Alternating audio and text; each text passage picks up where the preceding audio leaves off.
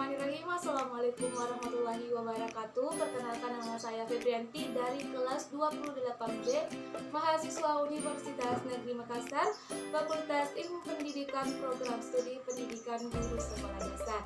Nah, di video kali ini saya akan membahas tentang bahan ajar konsep dasar evaluasi.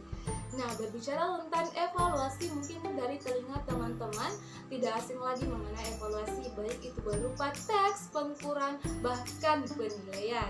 Nah, berbicara tentang teks, yaitu adalah suatu proses atau rangkaian-rangkaian tugas untuk memperoleh sistematis. Dan selanjutnya itu untuk berbicara tentang penilaian, di sini berarti penilaian di sini berupa angka atau pemberian angka, di mana itu bahkan menilai sesuai dengan ada seperti bodoh, pandai, sehat, sakit, serta tinggi maupun rendah.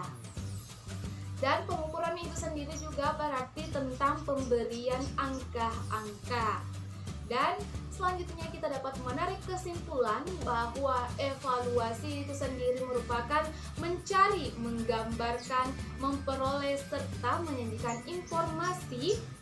menyajikan informasi tentang keputusan dan mencari jalan alternatifnya. Dan selanjutnya evaluasi pembelajaran di SD.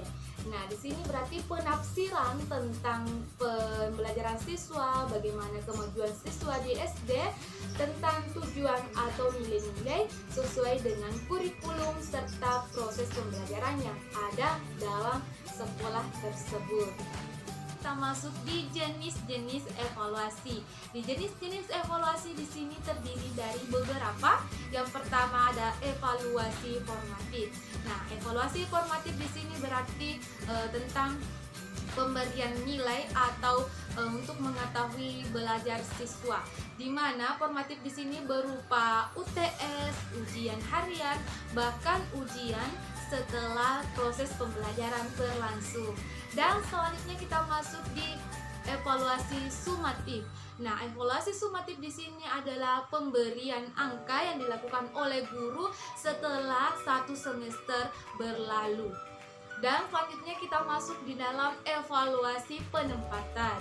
Evaluasi penempatan di sini yaitu menempatkan siswa sesuai dengan kemampuannya. Dan yang terakhir ada evaluasi diagnostik. Dan evaluasi diagnostik di sini yaitu diagnostik di sini yaitu selanjutnya kita masuk di tujuan evaluasi dan prinsip evaluasi.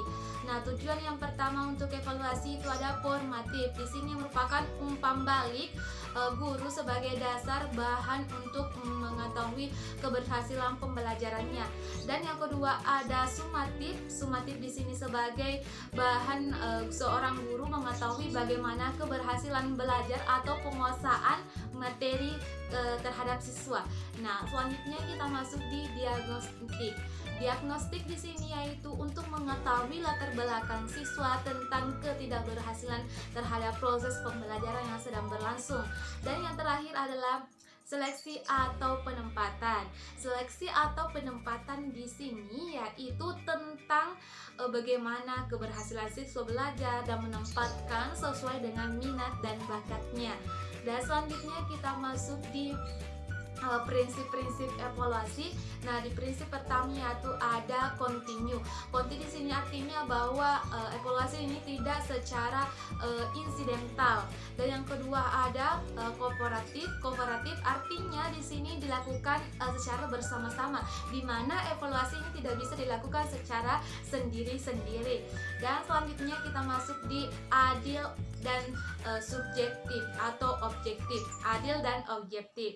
Nah, adil di sini artinya seorang guru harus bersikap adil dan objektif dan mengambil semuanya secara adil dan tidak pilih kasih terhadap siswa.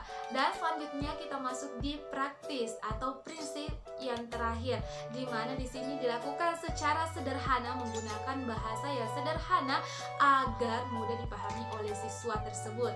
Nah, sekian dari saya tentang bahan ajar konsep dasar evaluasi. Sekian, assalamualaikum warahmatullahi wabarakatuh.